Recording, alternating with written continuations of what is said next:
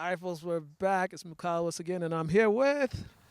Ken Lachapelle, head coach, Northbridge High School, and Steve Falconer, defensive coordinator, Northbridge High. All right, Coach. I mean, as your young man just said, last year making it all the way to the Final Four. You know, didn't get over the hump to get to Gillette, but they said they understood what they needed to do.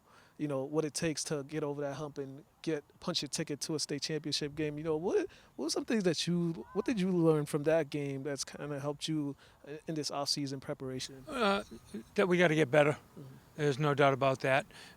We had a pretty good season. We've had a couple prior to that weren't so great, and they bounced back with nice 8 wins last year. But we did finish tough at the end of the year. So I think these young men realize that their job is to improve.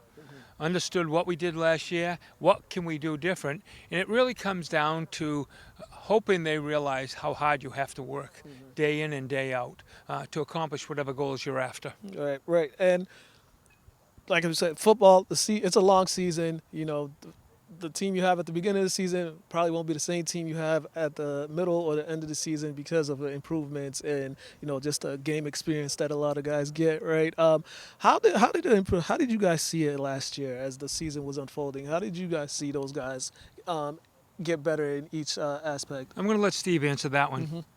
I think we got better. I think we were a little we were young. We had to rely on a couple of sophomores to help us out. So when you're digging that far down, they played well for us, and you hope that when you have younger players like that, you're going to see the improvement every week. And we would have liked to have beaten Uxbridge. I feel like we gave them a good first half, and the kids got to learn you got to play a full 4 quarters. But I think one that we hang our head on, and sort of where we saw the improvement was a regular season game that we had lost. We ended up turning it around and winning that in the playoffs to be able to get us to the semifinals. So that was nice to see. Yeah, the best experience is playing. Playing is the best experience. There's nothing like that. The senior group that you guys have, what can you say about them going into this season? Because it seems like, from talking to these guys, it seems like each year they've made it a point to improve as far as not even on the field, it's just like leaders, doing the little things that helps you become a better football team. That's what you expect out of these guys who've been with your program for all these years. And when the people you talk to right now are the captains. Those are the ones who have been the leaders last year. We, like all others, we let our players vote for these kids. Right. And you want your team following the people they want to follow. Right. And those guys displayed what they could do on the field and what they can do in practice. And I think what they know now, as we talked about just a moment ago, that what they have to do to make this year successful, and there's no let up. Coach, what do you think defensively? What is the identity of your defense? What is the type of defense that you always want to put out there? Excuse me, I'm not too familiar with Northbridge football, so I'm trying to understand it. Right, right. Like any other smaller school, we're Central Mass. We're not a big high school, but we have a lot of kids that want to play football in Northbridge, and I think I describe our defense as a 4-4, but it's really a nickel or a dime package. Our outside linebackers are cover guys that can come in and make the tackle too. So and it's sort of the nature of the type of kids we get. They might be undersized, but if their job is to fill on an outside run play, they're going to stick their nose in there. So sometimes it might be a disadvantage, or some coaches might think it's a disadvantage to be undersized on the outside. We sort of feel like we've got our run package and our pass protection package in at all times. So we don't sub a lot. Those guys are expected to take all of the game scenarios and be able to react to it. Yeah, as coaches, maybe coaching football all these years, right? What does this time of the year do for you guys? What is your feelings going into camp and in preparation for the season? Well, the realization that it's upon us. As coaches, we talk all year long. We speculate all year long. We say, who are we going to put here? Who are we going to put there?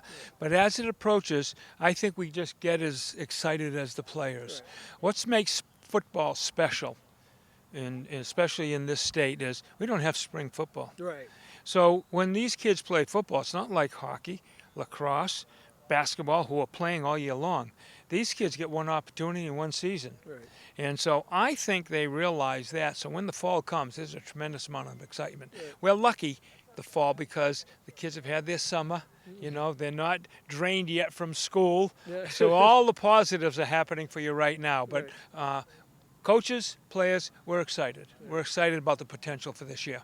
And the only thing I would add to that, as far as like, there's this debate of when does summer end. Some will say it ends 4th of July, right? Some will say it ends in August.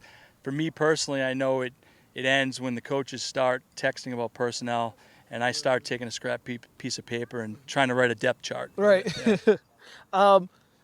You just talked about Massachusetts football in general, right? As a whole, I mean, there's nothing like football in Massachusetts. Anybody that's experienced football in Massachusetts know there's nothing like it. But it seems like these last couple of years, nationally, Massachusetts football has been getting a lot of recognition, right? What do you say is that? You know, why do you think that is? A couple of things probably. Who's coming in to recruit for the top levels? Are they stealing any kids from Massachusetts? And we've had a few teams, not us, we're not that quality. We've known of some teams in the state who have been brave enough to leave the state and play and be competitive. I think that just adds up to a little more interest. You know, we're not Texas, we're not Florida, we're not Pennsylvania. So it's up to the kids, it's up to the programs in Massachusetts to make their mark. But when you start turning kids out who will play Division I, that sort of helps the cause. Right. And you know, let the people know week one where you guys gonna be week one, and who's your opponent for week one? We're playing Clinton High School, Okay. who was at the finals last year of the states, and they have I a was lot of there. kids back. So we feel, number one, I feel this is the toughest schedule I've had to face in the years I've Right. coached, but that is a great build-up, and there's already talk about that game. It is at home at Northbridge, and that could set the tone for the whole year. Right. That's almost like a Super Bowl game, Right. the first game of the year And for us. that is really big too. Just that's big anywhere. Like just having that first game, that opponent. When teams see that opponent, it's like, okay, this is gonna draw a lot of people in the area to come in, especially for a team that was in the state against a team that was in the state title. You know, the interesting part about that as well is Clinton's sort of like Northbridge, a smaller town, has a proud football tradition for a long time, and we haven't played them. I can't remember playing them anytime recently, and you know, I Probably coached. been 15 years. Yeah, it's been a while, and I coached these guys in AYF football when they were middle school age, and we sort of knew Clinton was good back then, and we battled with them. We had great games with them, and now it's sort of translating into the high school game. So I think, I've circled it. I think the Clinton game is going to be something special. Yeah, make sure you check that out. And lastly, as you just said, you coaching some guys since they were kids, little kids, and then seeing them grow and mature and becoming young men, and you know, getting ready for college and getting ready for adulthood and stuff like that. For each of you, what is that like? Just seeing a player that you've seen, like, you know, very immature to very mature and becoming a great young men. Well, I mean, let's take that one step further. In all the years I've been there, one of the best components of our games have been our water boys. And you may smile at that, you may doubt it, but all these kids were water boys when they were 5, 6, 7, and 8. So it started way back when. Yeah. And you know, young kids like that, their first heroes are high school football players. Yes. And so we not only have seen them mature as football players, we've seen them mature since they were little kids. So it's great satisfaction.